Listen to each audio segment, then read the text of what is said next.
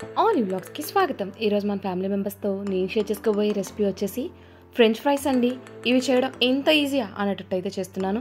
చూసేయండి, చకచకా చేసేయండి. ఇక్కడ నేను పెద్ద పెద్ద బంగాళదుంపలు 3 అయితే తీసుకుంటున్నాను.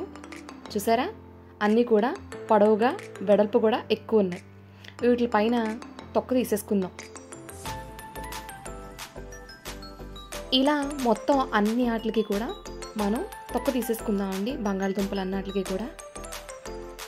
ఇప్పుడు బంగాళదుంపల్ని శుభ్రంగా కడుక్కుని పక్కన పెట్టుకుంటున్నాను.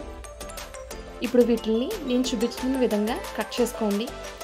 అటు ఇటు కూడా ఈక్వల్గా ఉండాలి. మొత్తం అన్ని సైడ్స్ కూడా ఈక్వల్గా ఉండేలా కట్ చేసుకుందాం. చూడండి, నేను చూపిస్తున్న విధంగా కట్ చేసుకోండి. ఇలా కట్ చేసుకోవడం వల్ల అన్నీ కూడా ఒకే సైజులో ఒకే విధంగా వస్తూ ఉంటాయి.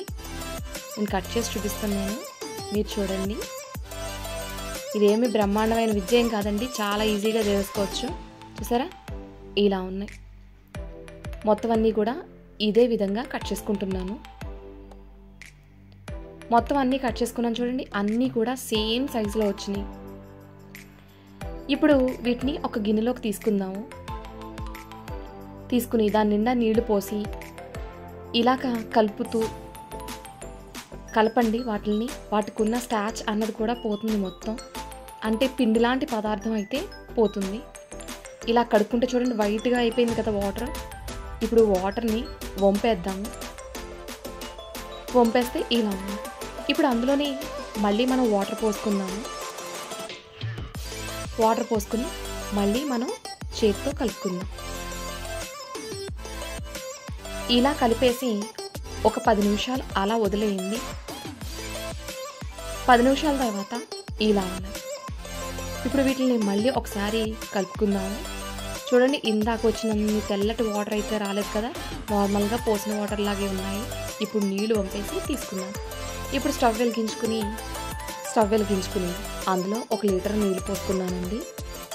నీళ్ళు పోసుకుని అందులోనే 1 టేబుల్ స్పూన్ ఉప్పు వేసుకుంటున్నాను. నీళ్ళు ఇలా బాగా మరుగుతున్నప్పుడు మనం ముందుగా కట్ చేసి పెట్టుకున్న బంగాళదుంపలు అయితే యాడ్ చేసేసుకుందాము. ఎక్కువ నీళ్లు తీసుకోవడానికి కారణం ఏంటంటే, మనం కలుపుతున్నప్పుడు చక్కగా అన్నీ కూడా ఈవెన్గా ఉడకాలి కాబట్టి ఎక్కువ టైం కూడా అక్కర్లేదండి. జస్ట్ ఒక 5 నిమిషాలు నీటిలో వేసి ఉడకనిద్దాము.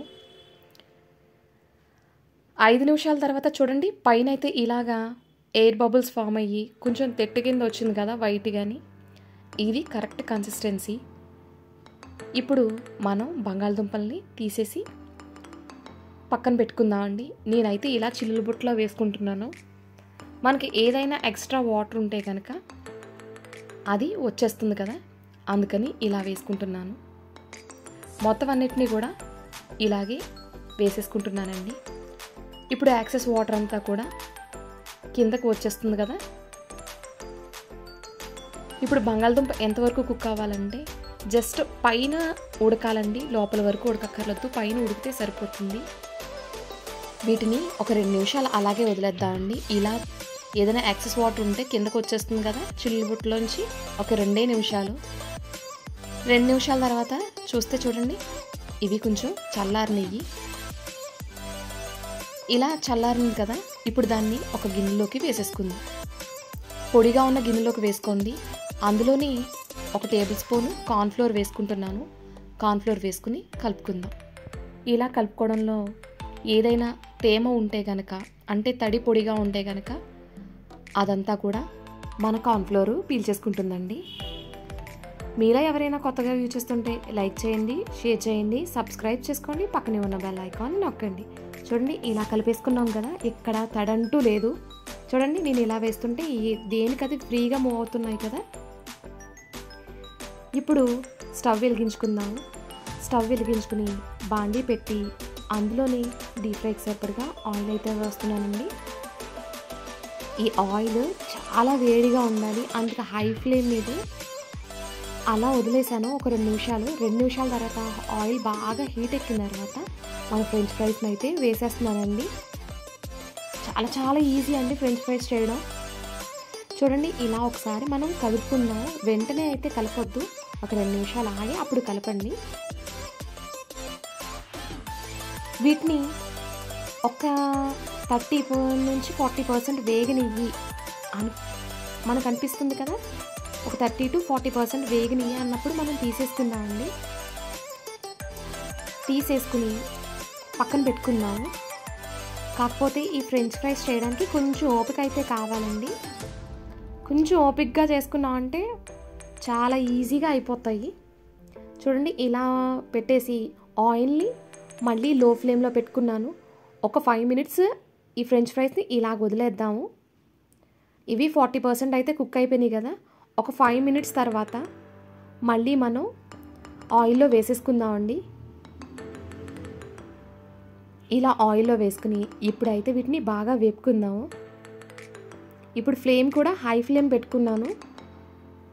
హై ఫ్లేమ్ పెట్టుకుని మనం కరకరలాడిలా వేపుకుందాము. కలర్ కూడా ఏం చేంజ్ అవ్వండి. చూసారా, ఇక్కడ యాక్చువల్గా సౌండ్ గురించి నేను ఇలా చేసి చూపించాను. బట్ పిల్లలు టీవీ పెట్టుకున్నాం వల్ల ఆ సౌండ్ కాపీరైట్ వస్తుందని చెప్పేసి మళ్ళీ తీసేసాను. కానీ గలగలా అని సౌండ్ వస్తాయండి. ఇదే విధంగా మన దగ్గర ఉన్న మొత్తం అన్నీ కూడా వేపేసుకుని పక్కకు తీసేసుకుందాము.